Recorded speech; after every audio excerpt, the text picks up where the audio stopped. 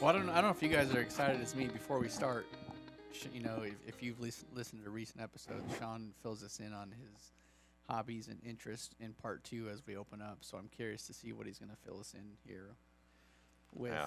I'm assuming he probably wasn't that funny when he was in We would have school never taken either. him as a Yeah. grad student. Yeah, yeah.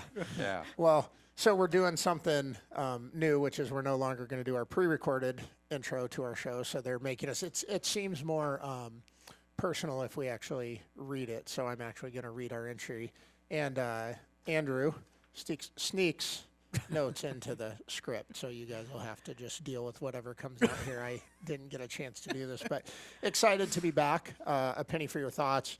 Great conversations with Daren and Alison. Thank you guys for your depth of knowledge around these complex diseases. Specifically got the opportunity to talk about southern rust and other corn and soy diseases. Certainly top of mind in 2025. I'm Sean Blomgren, and I'm currently hoping to join the traveling circus to showcase my tightrope walking skills.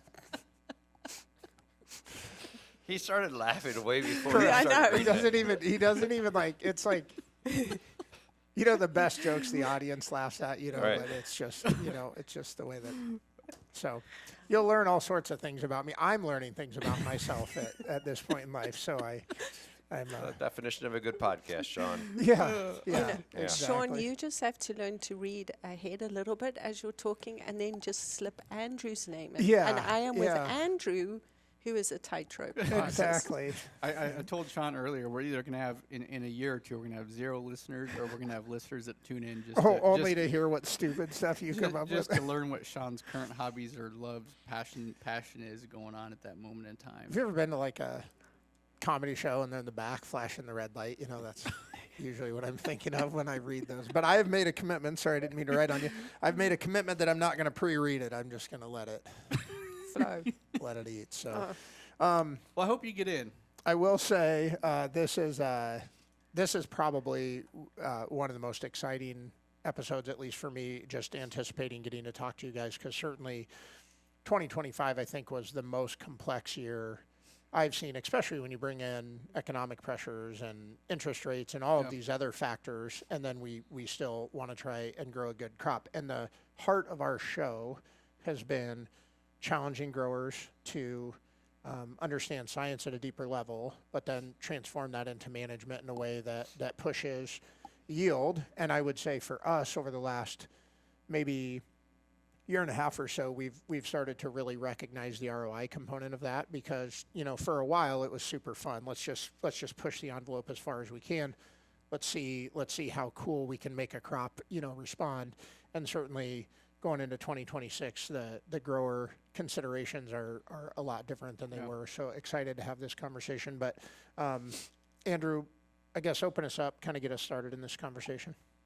Thanks. Looking forward to this conversation as well. The challenges continue, whether it's disease management or ROI, right? I always like telling growers we can increase yield or we can increase ROI. And so having this conversation, it was tricky. You know, we kind of talked about earlier, we got tar spot and southern rust. Now, no matter what the conditions, we have a disease that can just flare up like no other and cause all kinds of issues. So I figure I'd start with that, just that part of the conversation. Thinking about this whole when do we spray, and we kind of mentioned this too in the first episode. Do we protect the front side or do we protect the back side? And if we start talking about environmental conditions, I feel like it's getting harder to predict what the weather is going to do one day, 1 week, 2 weeks. But we can look back at the previous 1 to 2 weeks of weather and get a good feel for what those conditions are. So when we're sitting down next year, having this conversation with the grower, do we start pulling the trigger at tassel, brown silk, knowing that we could potentially be, have a tar spot flare up at R3, R4, R5 and still impact kernel weight? So what's that conversation look, and how has southern rust maybe changed that up this year? Before you answer it, jokes aside, your interest in being on a tightrope is exactly what you just described. Yeah. It's because you're trying to balance between, do I spray at all do I spray early? Do I spray twice? Do I spray a generic? Do I spray something that's going to have a longer residual? You literally have to. You're on a tightrope already, and we're just chucking baseballs at you and and trying to knock you off of it. And so that analogy, like, I know it was in jest, but like it really captures exactly what a farmer has to go through, and people consulting the farmers. Like, I know there's a lot of nervousness around, like, what if they suggested to go out and spray a $30 product and then it didn't rain for the next 3 weeks, like we talked about in the last episode. Well, they look really dumb, and then the farmers just lost a lot of money. But if we told them to spray, and then 2025 happened, and they sprayed too early, they might need to spray a second time or maybe a third time. It's crazy, like, just sort of the level of pressure, or like the sort of the decision making around it. It's not as easy as it used to be. And so and to add to that, we got years of data showing a tassel application is the best ROI, right? But we didn't have 30 years of data with tar spot in the mix, right? And we didn't have the yield potential that we did now. We didn't have kernel weights that we did now. So it's like we're still continuing to learn as pathologists and just, we'll say, science nerds. But it's never been more complex. So with all of that, what's the answer?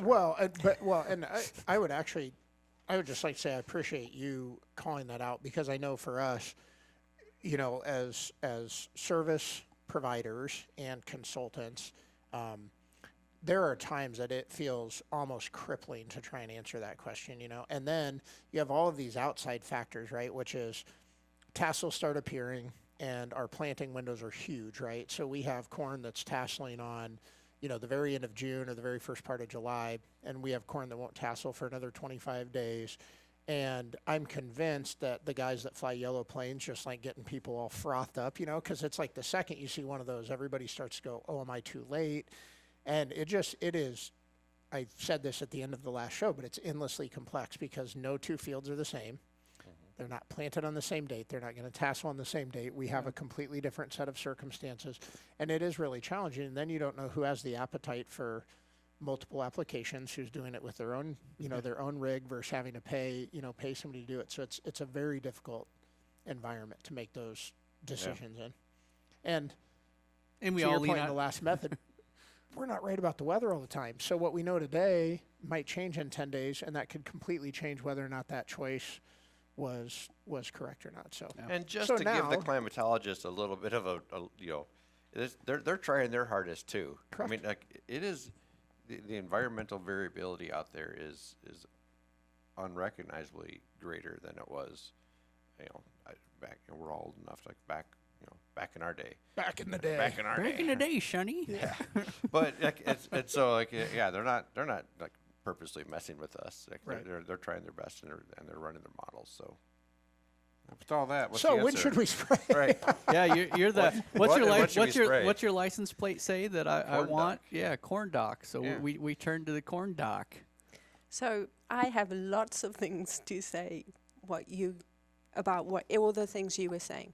So first of all, I think you talked about increasing yields or better yields or better ROI.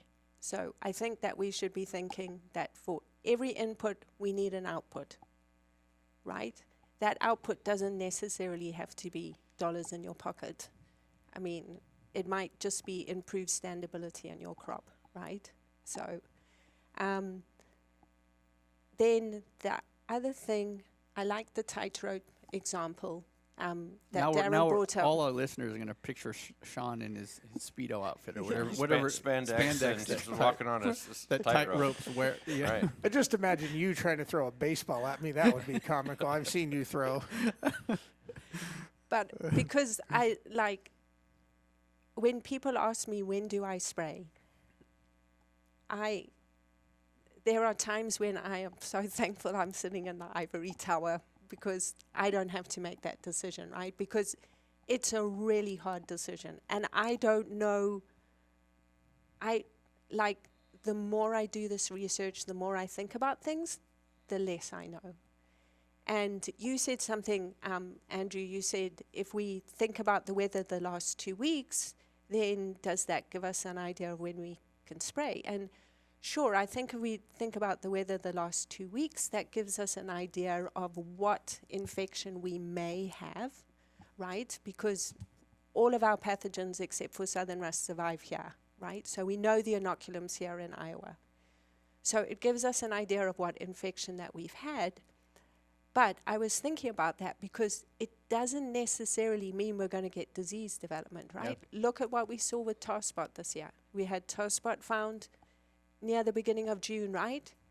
And then nothing because it was too warm and it was too hot, Yeah. right? So it's really hard to look back and see what infection we're going to have. Then the other thing that I think is so important, and I say this and I can see people just rolling their eyes all the time, right? But the only way you're going to learn and the only way you're going to know if you made the right decision is to leave check strips in the field, right? And Whether on purpose or accidental. yes, Right? yeah, it might be, yeah. I mean, if we're talking about drones, but yes, so I don't know what to tell you. You know, I think if we look at the data that us corn pathologists have, you know, Darcy, Damon, Marty, myself, you know, the Corn Disease Working Group has put out over the last 10 decades, 1 decade. We're not that old. But, you know, I mean, it all points to I can see the caricature. It's going to be Allison holding up Yeah. that mug. Yeah. the best time to spray is between like tassel and when those silks turn brown. So I know that there's some folks out there who don't like the brown silk analogy because at the end of pollination, the silks turn brown and then they're brown until physiological maturity, right? So I've been trying to say between tassel and end of pollination when those silks turn brown. We know that that's generally the best time to apply a fungicide. And the other thing that comes in is that a lot of farmers are relying on someone else to apply that fungicide, right? So the yellow plains. And a lot of times they're at the mercy of the yellow plains schedule, right, to apply that fungicide. So there's so many different things to think about. And I didn't answer your question. I'm going to make a statement, and I'm going to ask you guys to maybe just generally either agree or disagree with it, because I've thought a lot about this, which is you guys described just that it's been a long time since southern rust has been an issue, certainly at the levels that we saw. We talked a lot about the complexity of tar spot and trying to predict the weather and understanding the models. Is it a fair statement to say, really, regardless of what disease we're talking about, we probably need to be agile and ready with our fungicides? I mean, that maybe the 10 years of data we have or 20 years of data saying a tassel application is best. You know, one, our fungicides are a lot different than they used to be. Mm-hmm. And it seems like we're getting a lot more prescriptive with what we're spraying to try to fight, right? So is it fair enough guidance to say maybe we don't want to go into the season with a scheduled application? We know we need an application, but we need to be agile and responsive? So I'm going to put on Daren's IPM hat and say that disease management should start with a resistant hybrid, right? Mm-hmm. So that's where we should be starting. And I had a trial this year. Unfortunately, it didn't work out because we didn't get a lot of tar spot. We just got bacterial leaf streak throughout the trial.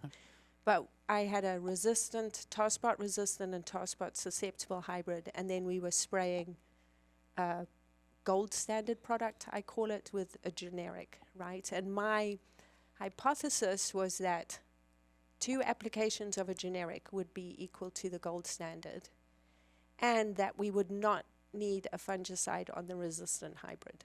So that's what I was kind of testing.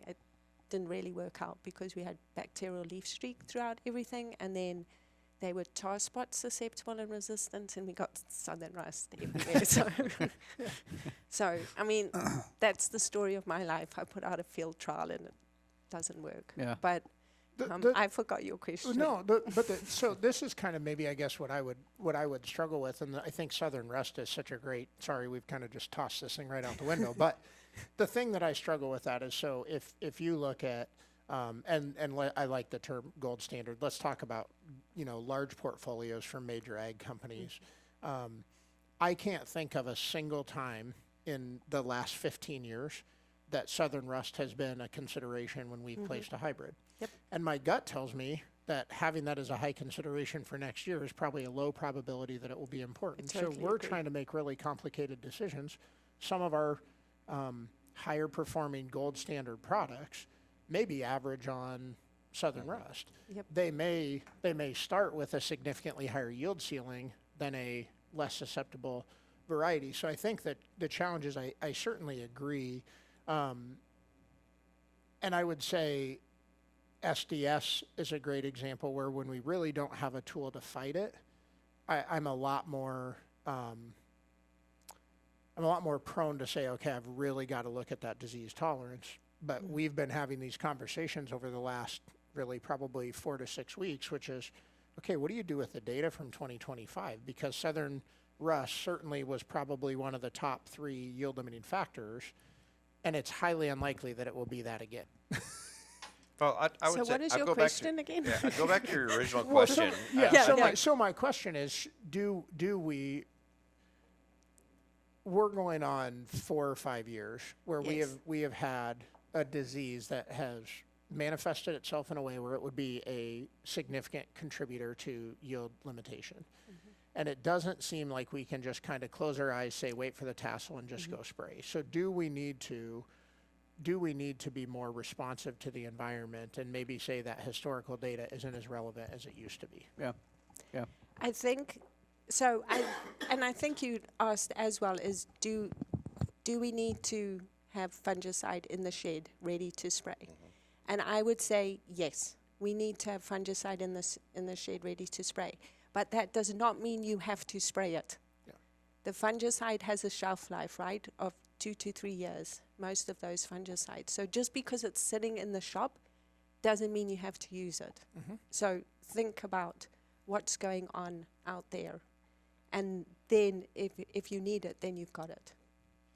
I don't know if Daren agrees with me or not. No, I don't. What a surprise.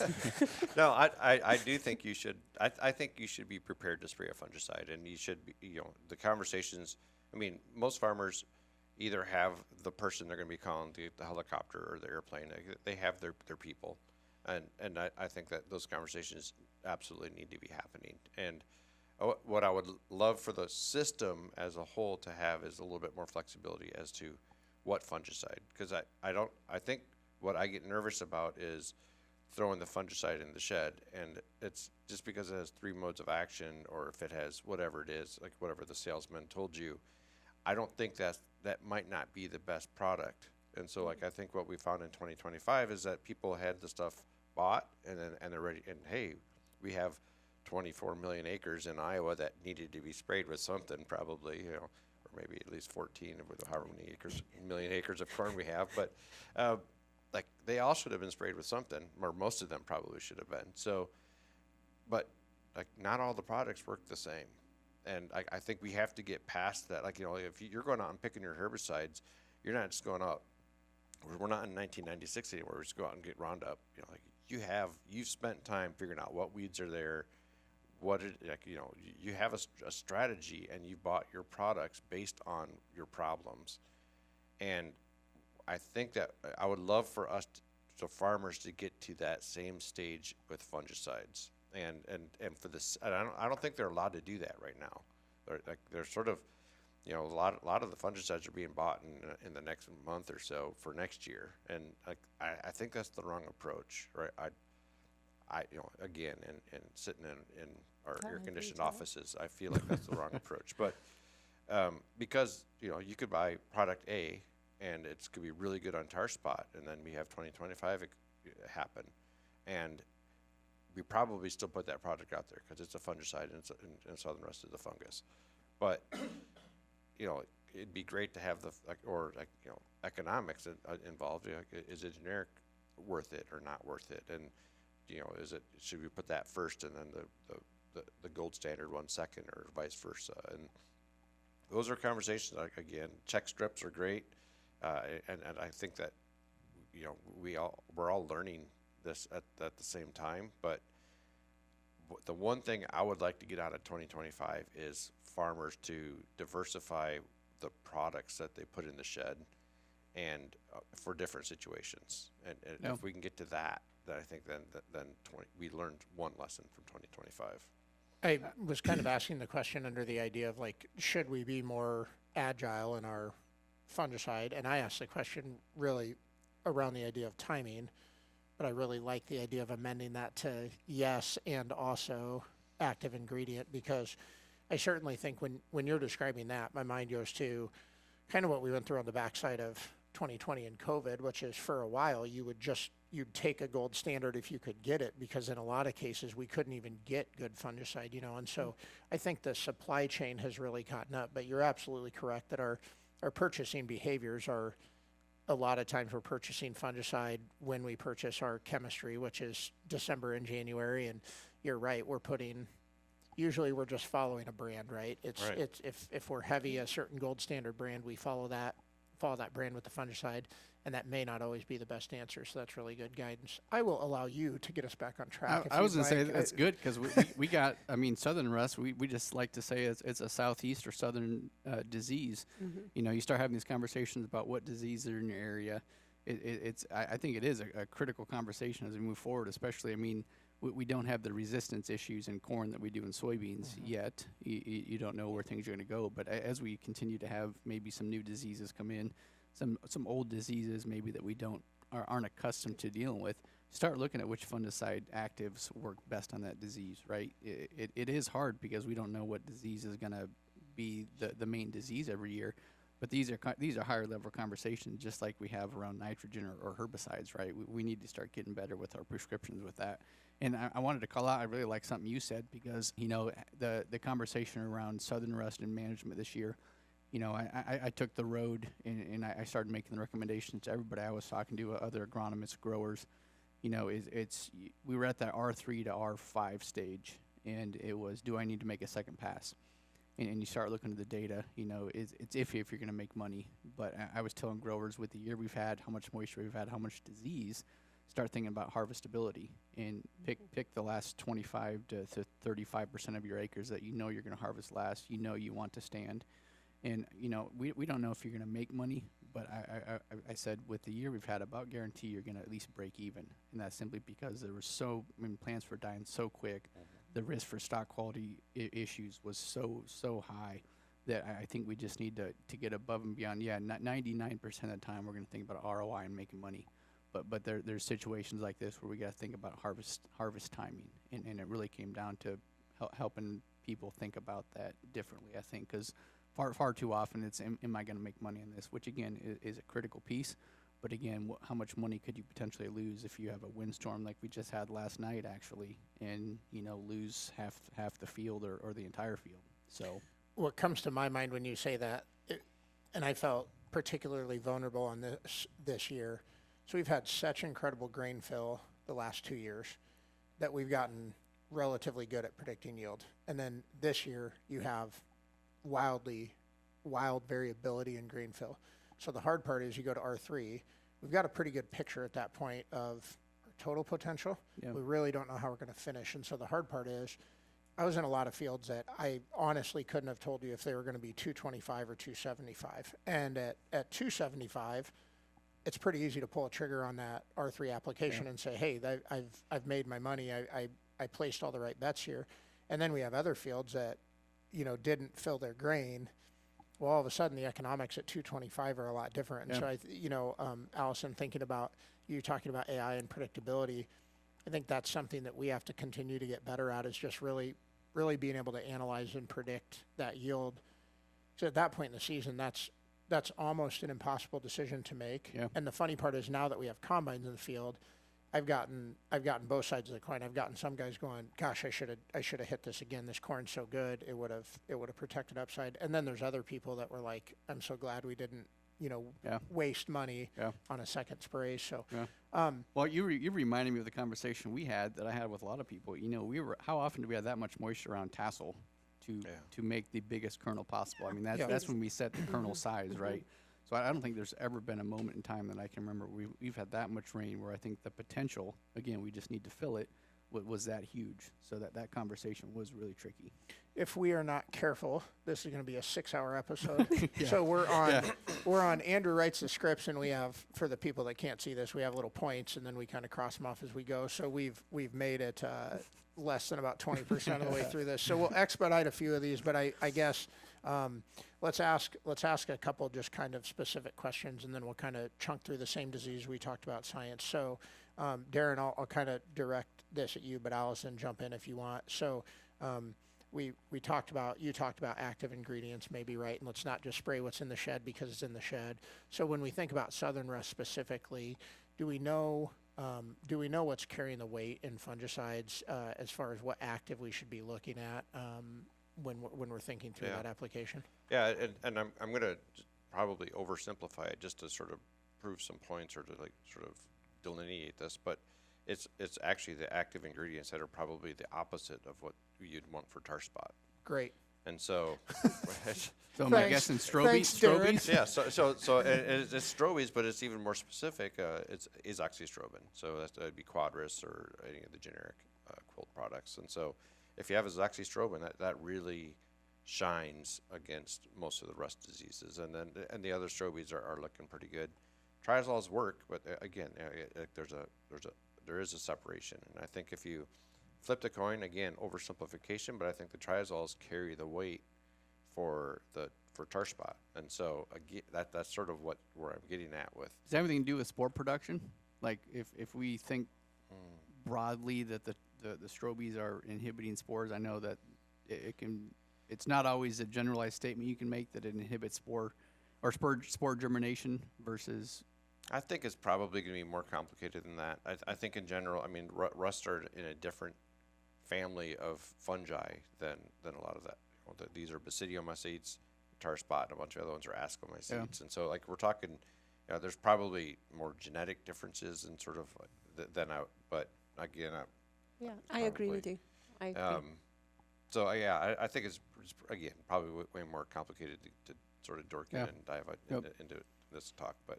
I think that AI does play a big role as far as what's needed and why it's needed. Rate, how much active ingredient you're putting out, and so if you start looking at, a lot of people are choosing not to go with the gold standard, but to go with the generic. It's really important to look at the rate or the amount of the active ingredient that's there. It's not like just putting on a generic might be the best decision ROI or whatever, but if it's becoming cheaper by cutting a lot of the azoxystrobin specifically for southern rust, then you're not going to be as happy with that product. And so it's again we have to get farmers to the stage of treating fungicides like they do their herbicides and really spending time as to why they're buying it, what they're buying, what the rate of what they're buying, and sort of go after it that way. So we've got all this stuff, right, in the industry that's coming off of patent and reformulations. And so I think I had at least a dozen phone calls from guys this year, hey, what do you think about? And they'd say some generic name I never heard. And I don't know, I haven't heard of that. What's the AI?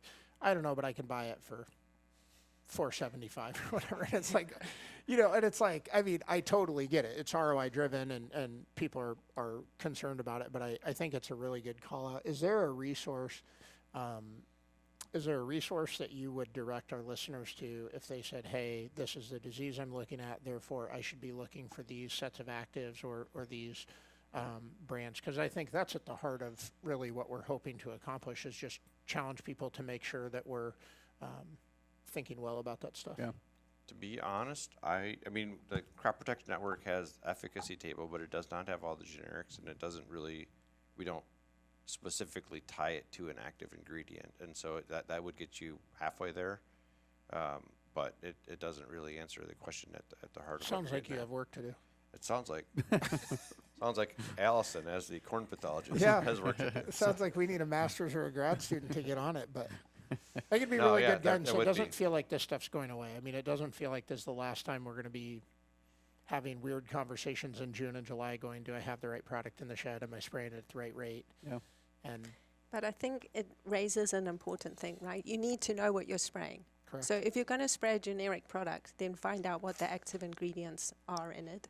And the other thing, if you're spraying a generic, you want at least 2 modes of action, right? Because Daren brought up, herbicides, right? So what happened when we sprayed our herbicide with 1 mode of action, right? Resistance issues quick. Yes. Yeah. And so, yes, in corn we don't have any resistant issues at the moment, but we don't want to encourage those resistant issues Yeah. either. So if you're going for a generic, you need to go with at least 2 modes of action. Yeah. Building on this conversation, as we continue to try and manage what could or could not be another heavy year for southern rust next year, what's the benefit of tracking what is the Puccinia pathway, right, and the crop protection network? We can track the movement of southern rust. Where are we in terms of tracking the disease, but also tracking spore movement, and what's the impact? Is there a benefit? You always mention the disease triangle. How does that impact? Is that information that can be beneficial, or is that just going to tell us, hey, it's there, kind of like we know some of these diseases over winter, and it's there every year? I mean, I think like for southern rust, we have the map, right, on the crop protection network, so you can see as it's moving up. Some of us do have spore traps out so that we can trap the different spores, but at the moment, we then send off those traps to another company who then tests them, right, to get the spores. So we don't get the results back for a couple of weeks, maybe even longer than that. And I think that even with the companies that are out there who are trapping spores, it's the same for them. It's not an immediate, we don't get an immediate answer at the moment, know. And then the fact that we have spores does not mean that we get disease. Yeah. I mean, Daren and I go out every year and we inoculate our field trials with Lots of things. gazillions of spores. Yes, and with everything we can possibly inoculate those field trials with, right? Legally. And we don't get disease because we didn't have the environment side of the triangle. And I don't think until I came to Iowa State did I appreciate the disease triangle as much as I do after trying to inoculate my trials and get disease. Yeah. Well, I mean, that's a good point you brought up, because and that's something I want to touch on. This was a year where having the conversation about timing was, some felt they were too early, some felt they were too late. What's the impact on that, Daren? I know you've done some research looking at this. We have the conversation with the grower who might feel like they sprayed too late, or they sprayed and then they had disease showing up a week later. What's the how do we think about these triazoles, strobilurins, and SDHIs that we use on maybe controlling disease? You got spore germination versus hyphae growth in the leaf. Where do we stand on that? What's the information that we should know about as we continue to think about managing this disease? Yeah, I would say that one of the other conversations that still has not gone away from 2004 or 5, when one of the companies introduced curative and preventative fungicides as sort of a generic way to sort of delineate some of these things. Like everything, I mean, like we it's a continuum of infection. Like, so some of them are going to be infected like 2 days ago. If it takes 14 days, or for tar spot, some of them are going to be 13 days old and there's no infection. Some of them are going to be 2 hours, in the leaf, and in general, most fungicides have some curative properties up to about 72 hours. But once it's completely established in that leaf, that curative property sort of goes away. So so then you start looking at, well, like, do I need to, I liked your question back in the last episode, like, do we really need to think about protecting early and sort of making sure we stop disease from really developing, or do you, go after, protecting that grain filler sort of at the end of the season, and sort of what's the right approach? And we hybrids have shifted, like we have new diseases that are really ramping up, tar spot, southern rust, turbularia, all these things that are maybe showing up later in the season. So how do we know when the best timing is to go out and spray? And I feel like, every time we take one step forward is two steps back, and 2025 is one of those two steps back moments for us where I would have been. I am confident in soybeans. R3 is still a pretty solid thing. VT R1 for corn. It is, but I'll go back to soybeans. Like, if you would have asked me 15 years ago when the best timing for white mold, well, like, we were all taught to get out there right at flowering. Yeah, right when you see protect the flowers. flowering R1. And really between varieties and really still putting on flowers later in the season and having products that are a little bit different than what we had 20 years ago, R3 is not a bad option for white mold fungicide timing anymore. And so 'Cause you can hit the most flowers. you get right? the most flowers, and you're protecting later into the season. And so, but if you have a big white mold outbreak early, well, then then you're screwed, right? Yeah. And so, so it's a combination of scouting, not just walking into the field, but sort of going on and knowing sort of if it's through social media or crop protection network maps, or each company has their own little ways to inform their customers and stuff. Whatever it is, just sort of know what is being active in a field, in a season, in a region. That's probably the first step. Second one is scouting your fields, knowing what's out there, and from there make a decision. And then like I always do, it's the shoe test, and I always pick on you about golfing, but it's a great activity to sort of like if it's 10 o'clock in the morning and you hit a worm burner and there's still water flying off the end of the ball, like that's really good conditions for fungi, you know. And if you do that 8 days in a row, well, that's really, really good conditions. And so just being aware of when you're out there, like 2024, we didn't have dew for Hardly any. 7 weeks in a row. Like, and then this year we had dew for 24 hours a day for the month of July. And so, like just knowing what the differences are. I talked to so many farmers this year that we're not going to spray a fungicide, and then they did, and they didn't look at crop protection network. They didn't go out and scout their fields, but they're like, man, it was so wet. I felt like I needed to get out and spray. And I was like, that's actually one of the best answers I've ever heard. Yeah. You're paying attention. Simple, but it's simple, but you're paying attention. And I wish they would have gone out and scouted and identified diseases, and that's next level. But man, like just. I would make a comment, Daren. You made the comment that 2025 was one step forward, two steps back. I do know one of the things that we're trying to, really hammer home with our customers, the people that we get the opportunity to advise. We had well over 150% of annual rainfall in a part of the world that struggles to remove water, the highest disease pressure in probably 15 years. More than that. 20, 25 years. I mean, it's been a long time since we've had anywhere near this kind of disease pressure. And we still have a lot of corn coming out of fields, commercial corn coming out of fields well north of 200 bushels, right? I don't think the NCJ awards in Iowa are going to be quite as exciting as they've been the last couple of years. We have customers picking 230, 240, 250 bushel grain.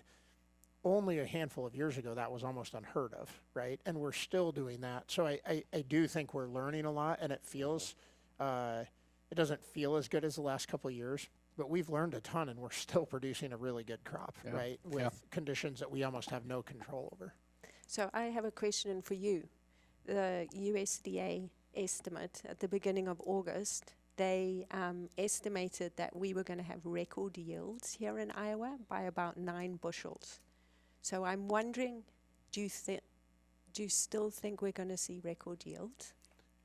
I don't know the question to that. So it's funny, we went to the Illinois Crop Physiology Day with Dr. Bilo and Sybil, and it was right after that report had come out. And I certainly know if you look at the Des Moines lobe and the glacial soils, where we just struggle to get rid of water and all the complications.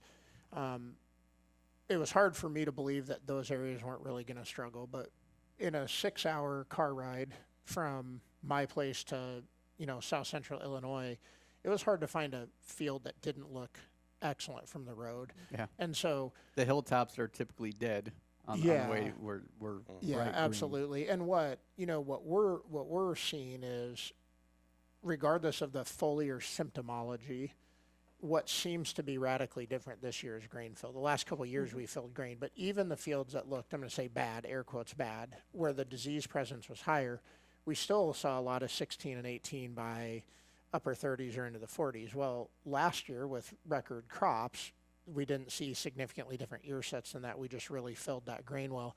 So that goes back to kind of the comment I was making. We've got to get better at predicting that conversion number, because I've been in fields that are making 225 that a month ago looked just as good as they did a year ago. They just didn't finish that grain. And so I have a hard time believing the state's going to be as good as it was a year ago.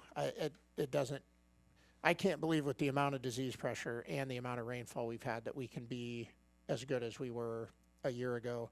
But I will say the state as a whole looked really impressive to me when they were making those predictions. I totally agree with you that everything looked amazing the beginning of August, right? But then by the time we got to the end of August, then it was like, oh, hold on. I don't think things are going to be so great. Right. And then, I think we kind of petered out at the end of grain fill. And so we have 6-year-old teeth, right? Yeah.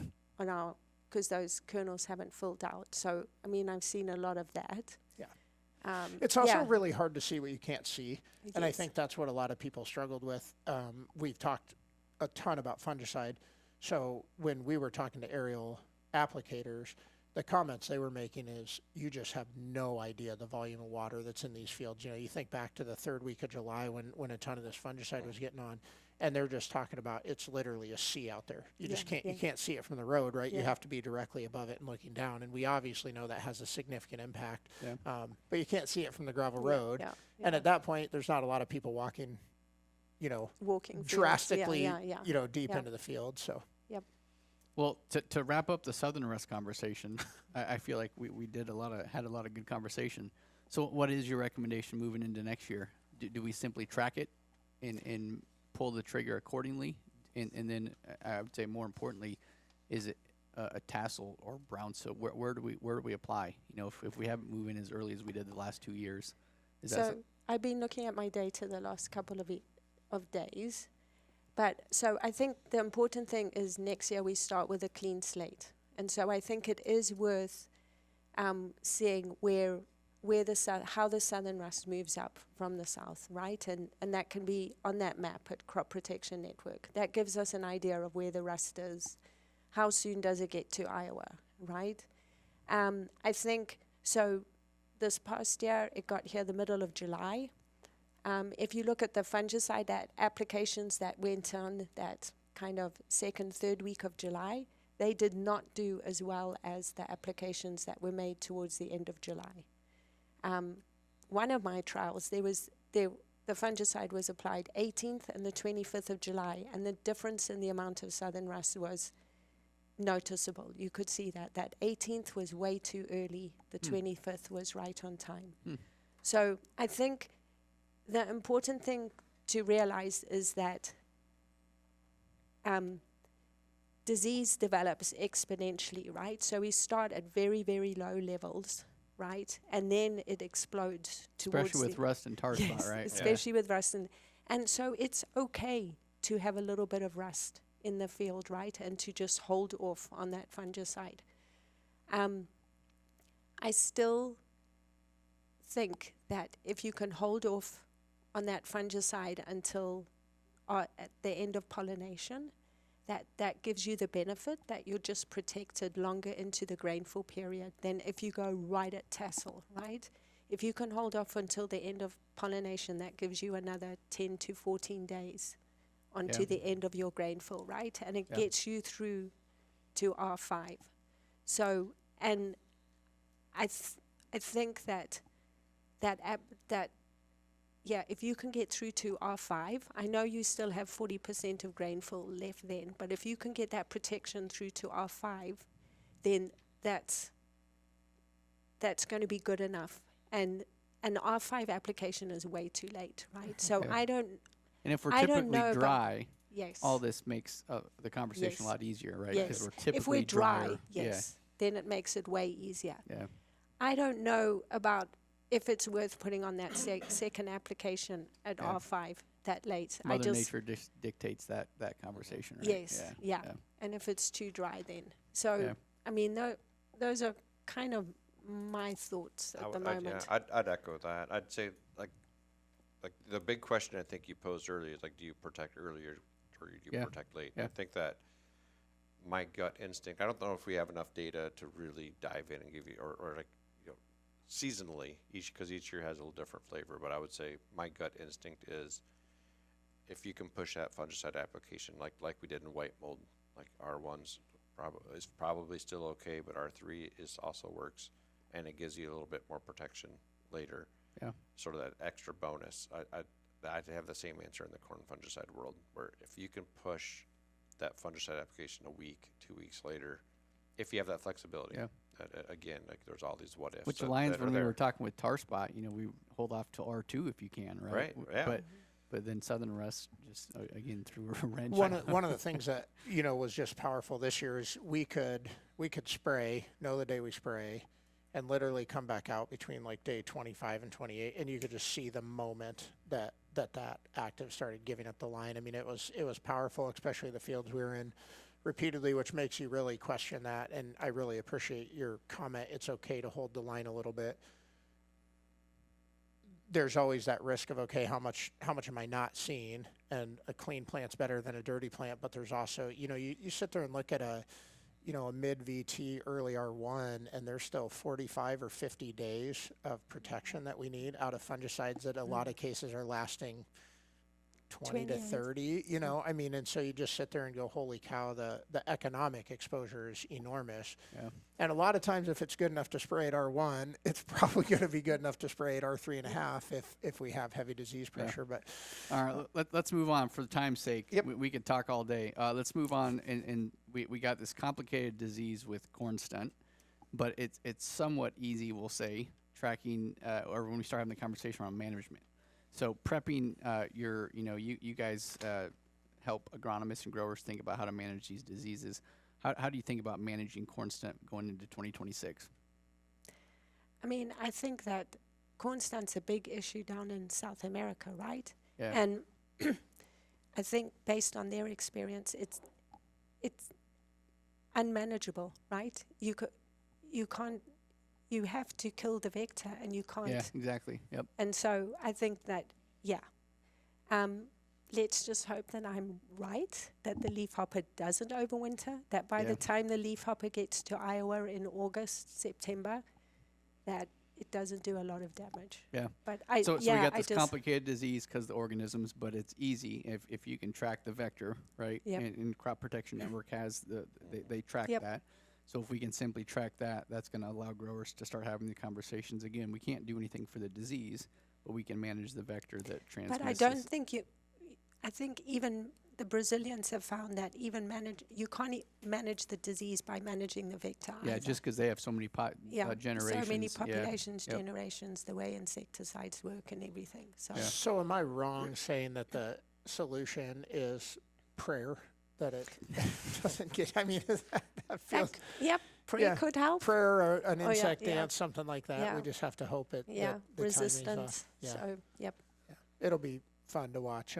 Yeah, well, that one, research again, that one's continue to easy because we don't think it overwinters here. Hopefully Yeah. it doesn't. Her answer is very Iowa or Midwest specific. So, Yes. like for all of the farmers in Texas that are listening to you guys, like they probably will have a different answer. Or Was South Oklahoma. America on our map? Or South America's It on your was? map. Yeah, it's like they will have a different answer, and I would just say I have no idea. Like good luck, and it's going to be focused on the insecticide side of things, but it's not. No matter where you are, it's the vector, right? It's the vector, Whether or and not so you can do much about the populations, or generations. Yep. But hopefully you know, they start developing resistant hybrids, and there's going to be a long-term solution out of all of this with the attention that it's getting. But until then, let's just hope that winter does its job here for us in the Midwest. And Yeah.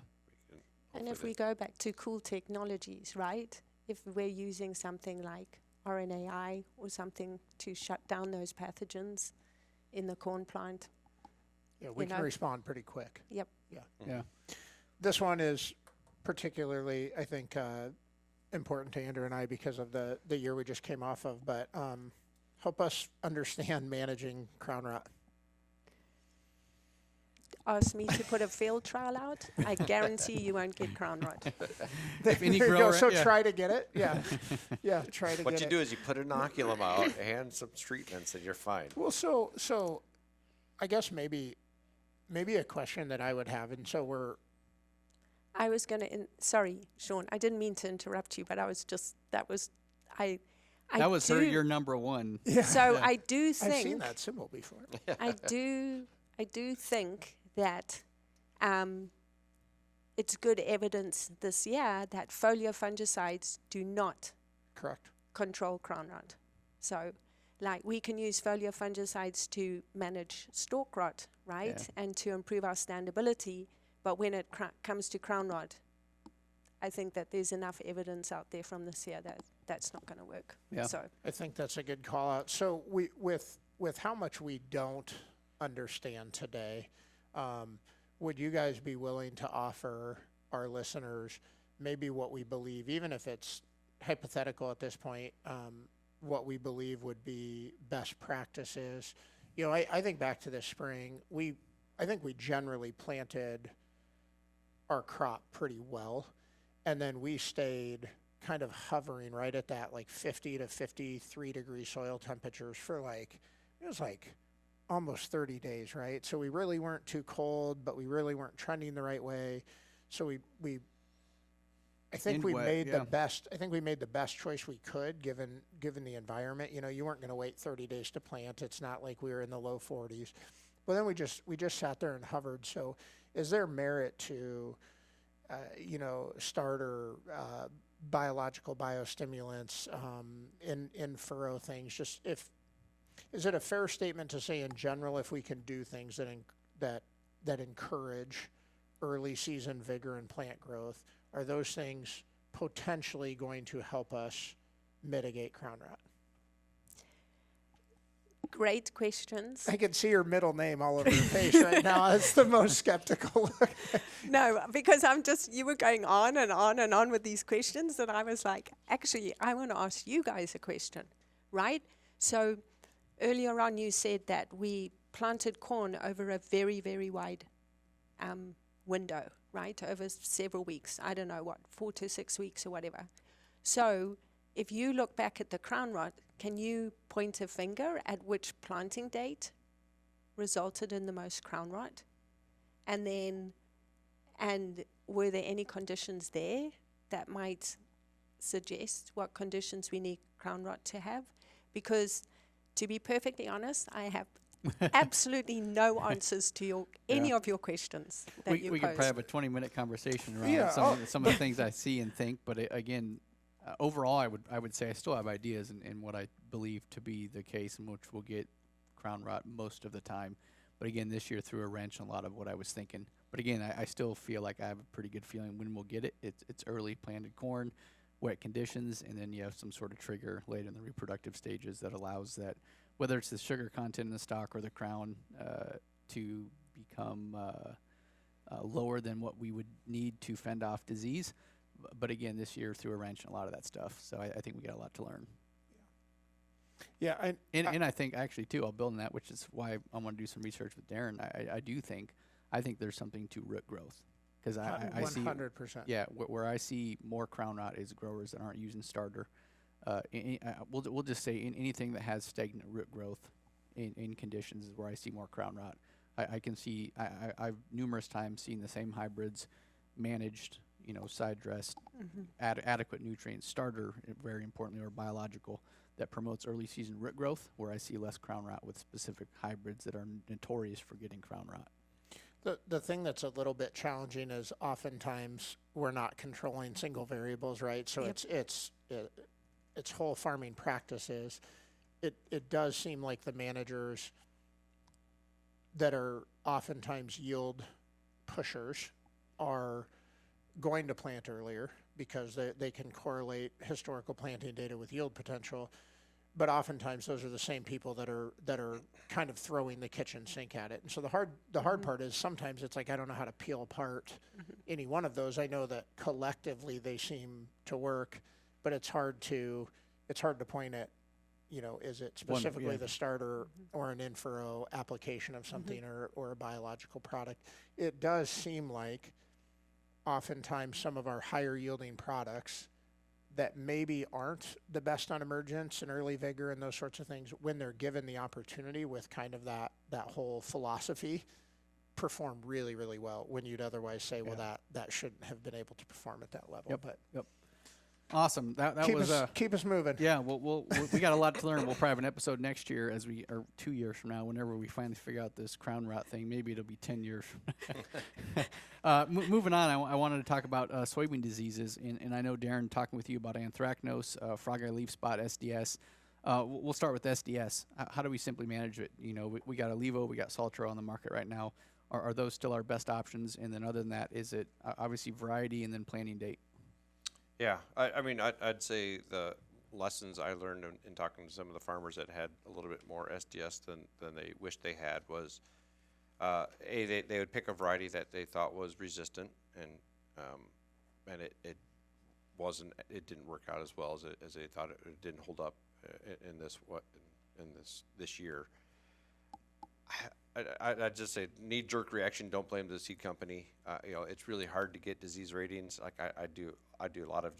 We have a big SDS nursery for several different seed companies, and sometimes, even with the best conditions and inoculum, and like she's saying, like we sometimes don't get disease. And so if you go a couple of years without getting good ratings, then you can take good guesses, but sometimes Iowa becomes the experiment, right? Yeah. And so like it's so just sort of give some grace to the companies when they're throwing them out there. They're not trying to pull a quick one on you, but sometimes it's just not as good as it doesn't hold up. So, but just learn from it. Like this year we had a lot of fields that had a lot of disease. Well, we know now the companies know which ones, they can make their ratings a lot more accurate this year. So, I had a lot of farmers that with economics in mind, they cut Saltro or Levo out of their seed treatment packet. Man, and like if you have a field that has a history or has had SDS in the past, like just try not to make that your And I don't want to say that this like it's Levo or Saltro is more important than the rest of the seed treatment, but I sort of want to say that, like like there's other components of that seed treatment that I think you could probably cut, or just plant an extra 10,000 seeds per acre or something to sort of like you're going to lose a little bit with Pythium or Phytophthora or something, but like don't cut the corner on the SDS pathogen or seed treatment. So, and then planting date's the last one, and like obviously some people were planting their soybeans before corn, and a lot of people did, and man, those fields got hammered this year.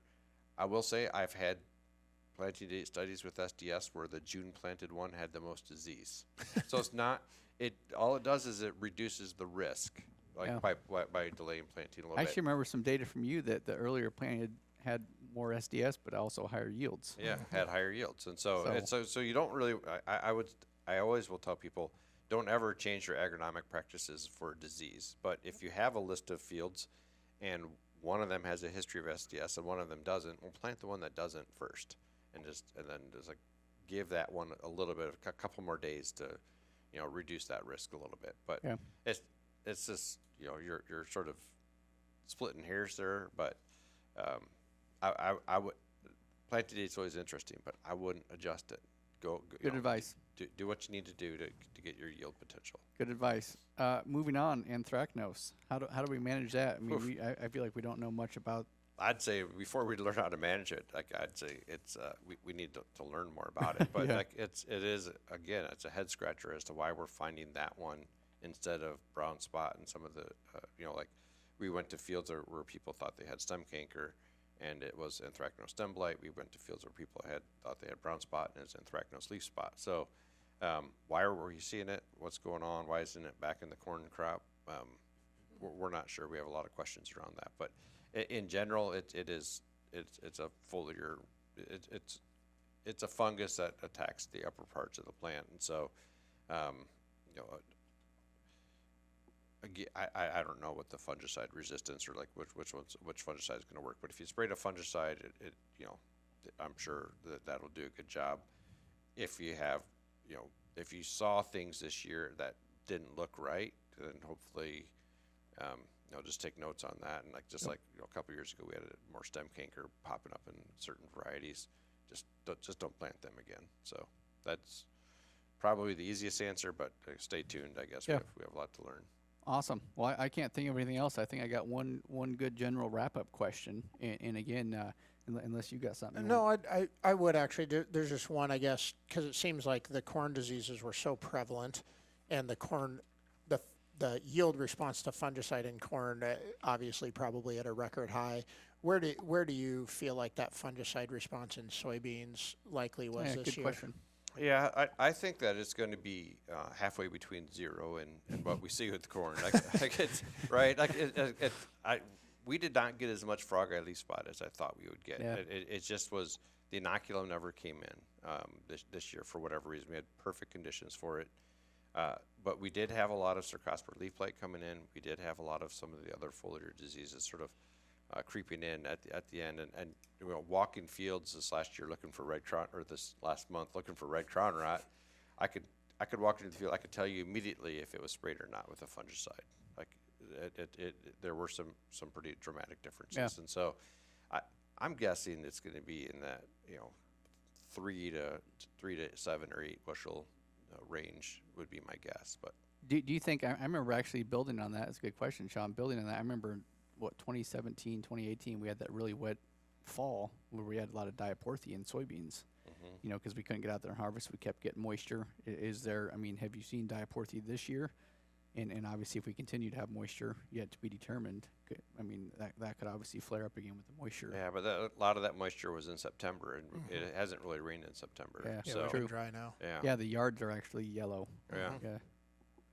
So yeah, not much diaporthy, whether it's that you've seen this year, you know, any disease within that diaporthy complex that's overly complicated. I mean, I think It's like that's like the one episode that we get like a lot of like shit over, is like, because it was like the most complex episode of all time. And so like a lot of our listeners that probably care a little bit about the science, but mostly want to hear management stuff, like they still like to bring that one up. That was a very complex episode. that one had some real humdingers in it too. So It did. Oh, yeah. people throwing insults all over the place. So Well, no, I guess my final wrap-up question, you know, and I asked you guys this when I sent you the questions, just thinking about how things have changed. You know, I've been doing this, man, I'm 44, almost 20 years, man, for a while, and you guys have been doing it longer. We've seen yield potentials go up. We've seen yields go up. You know, I've often referenced my high yield talks, just limiting factors change in these different environments, whether it's, you know, nutrient availability, just things change, right? Have you guys seen anything change over the last 25 years where, you know, a fungicide may or may not, just anything, you know, whether it's the impact of a fungicide, the response, what has changed in the 25 years you've been looking at disease in corn and soybeans? I've been in Iowa for a year longer than Allison, so I'll go first. I mean, for me, like Sean, you talked about, like, it was a rough year. It was waterlogged soils. We had crap ton of foliar disease, and you know, they're cutting 225, 235. And last year we didn't have rain for 7 weeks straight, and you know, great yields. I mean, just a shout out to the corn breeders and the soybean breeders that are out there. They're amazing, and be able to have the genetics to sort of hit, you know, just the last 2 years, not enough rain, way too much rain, and they're just, and you can still yield and have the yield potential that's out there. I mean, that's a fun backdrop to be working in. And yes, you know, there's some that sneak through that get a little bit more disease here and there, and that sort of keeps, you know, us employed. But you know, like it's just the yield potential, I think, is just the one thing. And every time I talk to my parents or like any of my relatives that remember the really good old days, like, you know, there's like The drought of '87, I know my dad always brings it up. but they were cutting 60, 70 bushels, or like, like it's like those were permanent scars. And now, like, We're you cutting sort of, better beans today than what our corn would have been Right. 15 years ago. right, I mean, and insane. like the default is just, it's outstanding. So it's just so fun to watch and just be able to walk fields and just sort of appreciate like how much science and how awesome it is. So Yeah, that's cool. I agree that like the yield potential is just amazing. The other thing that I was thinking of here as well is how fungicide products have improved. So if you think back to, 2004, 2005 when we had headline, Quilt, Quadris. headline, Quadris, right? And now you look ahead to what we have now. Like the products that we have today are significantly better than those old products. And we thought those old products were pretty cool. So, yeah, I mean, I think that's one thing that I've really noticed. But at the same time, I want to be cautious because industry has done a good job at improving them, right? But yeah, I don't want us to rely on everything just getting better and better, right? Yeah. Especially when it comes to fungicide products that we have to be careful there. So don't, if something's not working so well, don't think, oh, don't worry, Bayer will come out with something that's going to take care of that. So just be cautious with that. And then the other thing that I was thinking was, over the last 25 years, what I've learned in 1 year is really often can't be applied to the next year, right? Yeah. Every single year is different. Yeah. And so sometimes you think, wow, this is what I learned this year. And then you never have another year like that again. Yeah. So I really like that call out because I know, especially with weed management, I've had that conversation a lot, and it definitely applies to fungicide. Yep. Big companies can only do so much, right? There's so many actives that go around, and whether it's herbicides or fungicides. So the importance for us to understand how to maintain the efficacy of these products long term is critical. Mm-hmm. I think back, and it's kind of a call out to what you're talking about there. So we've gotten the opportunity to interview quite a few people that would be consistently, showing up in the national corn growers and winning national soybean contests. And the thing that is amazing when you're around those people is that their public persona might come with some confidence and bravado, right? But when you actually sit down, they're absolutely committed to learning constantly, and continually they're humbled by their crop because they're pushing the envelope so hard. For me, it's a big challenge that we have to just be committed to being lifelong learners because the weather's variable, the environment's variable. To your point, we are evolving very fast, but it certainly seems like Mother Nature's good at keeping us on our toes. So greatly appreciate all of your guys' insight today. One of my favorite things to do, and you two have gotten to do this for a long time, is test Andrew Penney. So I think as we get ready to sign off today, I would like to cash in my penny. Yeah, talk about flashbacks. I want to say the defense might even have been in this room, wasn't it? It was. Probably. Yeah. Or so. Yeah, flashbacks. They were Andrew Penney tears in the corner or something. And they were good. Actually, I think I've mentioned it. They were both actually pretty generous during my both my prelims and defense. I think Westgate was always one of my favorite professors. But man, he was pretty hard on me. So they were pretty good. We just wanted you to be gone. Yeah, true. You can have it. That's hilarious. Well said. No, so my key takeaways, I mean, this was a challenging one, and I think it's one we don't always have the answers. And I know what you made the comment, it's okay to have some southern rust, right, or any disease. I think the overall arching theme for maybe this is it's okay to not have the answers, right? We're not always going to know what the answer is. Every year Mother Nature humbles us, and it's a fresh start every year for the most part.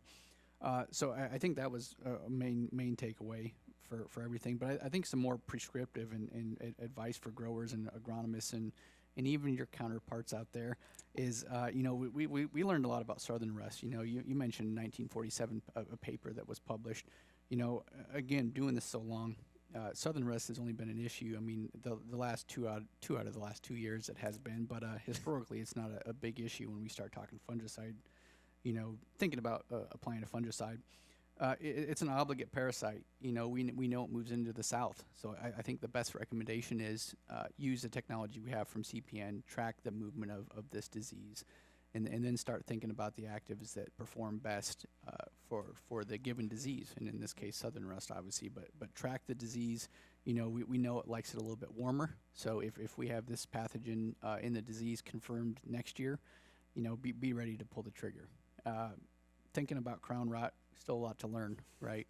Yet to be determined. Curvularia is a big one. That's something it doesn't, or I should say, it concerns me more than I'm kind of like you, Allison. This whole corn stunt isn't overly concerning to me right now, but it's something we got to track because you look at some of the states close to us have been impacted by it quite a bit. So. But curvularia has really got me thinking. That's something if we think it overwinters here, that can blow up pretty quick. And luckily, disease or fungicides are have efficacy on that. But again, it's something that if we don't have the right hybrids out here with genetic resistance, that's something that could flare up pretty intensely. And then finally, I think the biggest one is just this whole timing piece. It's going to change every year. And so I think the worst thing we can do as people that make recommendations to growers and other agronomists that make recommendations is to give a set timing on when we need to make that application. I think the only thing that does is get people set up to either make flip a coin. Is it going to be the right time this year? So I think the best thing we can do is track the diseases in your area, start having conversations around those specific diseases when we're seeing them. Take into consideration the timing or the developmental stage of the crop, and then use Mother Nature. Again, these environmental conditions in the weather reports that we're getting are getting worse in a lot of ways. So I think we just need to use all the technology we can, have better timed, more informed conversations around managing the disease in the applications of the fungicides. And I think that's going to go far further than just focusing on tassel every year. So those are my key takeaways. I'm going to add one just because it really resonated with me, but Daren's point about making sure we're using the right active ingredient, the same way we think about weed control. If we're thinking about timing, we also need to make sure that we have the right active in there, and I think that really falls on us not to be, just not to be lazy, right? The easy thing to do is sell it in December. Yeah.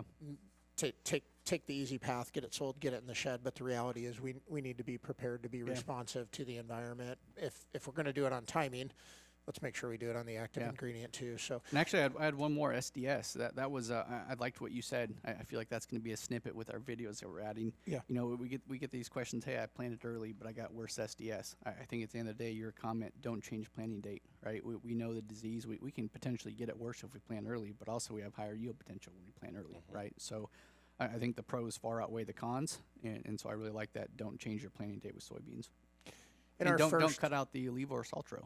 Right, at the end of the day, we got a lot of fields here with our drainage and the inoculum in our soils. It sounds like there's a lot to learn about the toxin, but at the end of the day, we know there's inoculum in our soil. So one of the things, if you need to cut costs, there are other things in that seed treatment that you could potentially cut costs in, but don't cut the Levo or Saltro. Yep. Andrew started what seems like a long time ago now in our science episode with gratitude, and Daren, I thought you had a really nice moment where you just called out how complex this is and how many people are focused on this.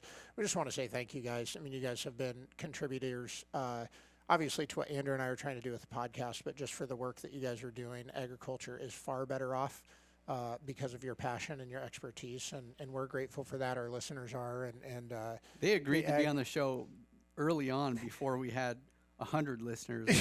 Now where we're at. Yeah, no, it certainly has changed, but just really hope you guys know how much you guys are informing us and our audience, and just incredibly grateful for that, and your passion and expertise is critical to the future of agriculture. So Andrew, as we sign off, give our listeners a teaser about where we're headed next. You reminded me, despite us being time constraint, I would love with people like Allison and Daren that have been doing this so long to have them give a shout out on something they've done.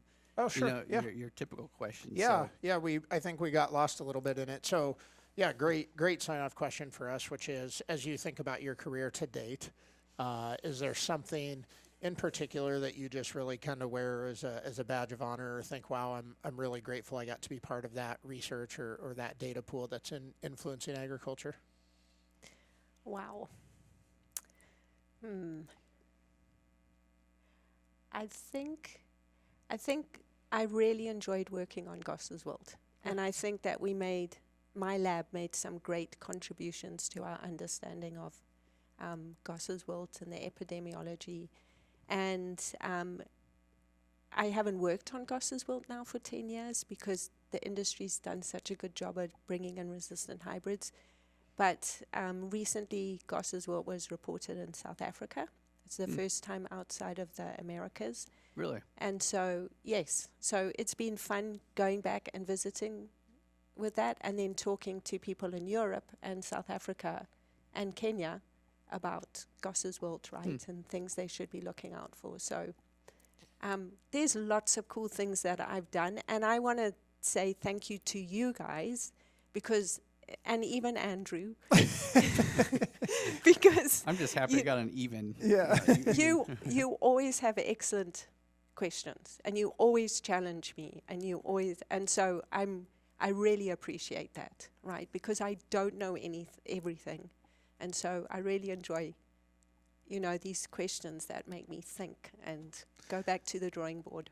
Well, before we give Daren his chance to answer, I want to point out something to our listeners. There are times that a new disease or something impacts us, and we do respond, and sometimes they do kind of get put on the bookshelf, right? I mean, I haven't heard Goss's wilt has not been a big consideration, probably, 10 years. You got to go to Nebraska. Yeah, I mean, which is a really great example. Maybe someday some of these things will be just historical items somewhere, which would be pretty fun. So, Daren, how about you? Gosh, I would say for me, it would be being involved in the crop protection network. I think that over our career, the resources that go into extension have been not really increasing. And so just with inflation, it's just getting tougher and tougher to make sure we have the resources to be around to be able to participate in things like this. And so just for efficiency's sake and for making sure that we have a community of people that are trying to answer questions, not just in Nerds one unite. state. Yeah, nerds unite. So I think just being involved in that and just sort of helping that community get built and sort of that resource be around is probably one of the coolest things. I really appreciate that. That's good. Tease 'em. Time for the teaser. Yeah, Tease 'em. so it's pretty cool. We've been going to do this for a while, and now I think it's going to come to fruition. Actually finally. have to.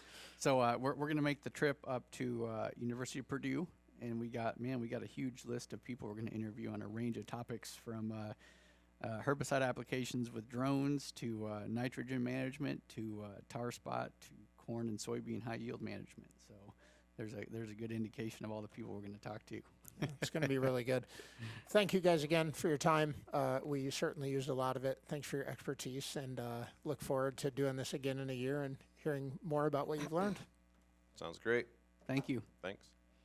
We'll fill you in on Sean's whether or not he made it into the circus.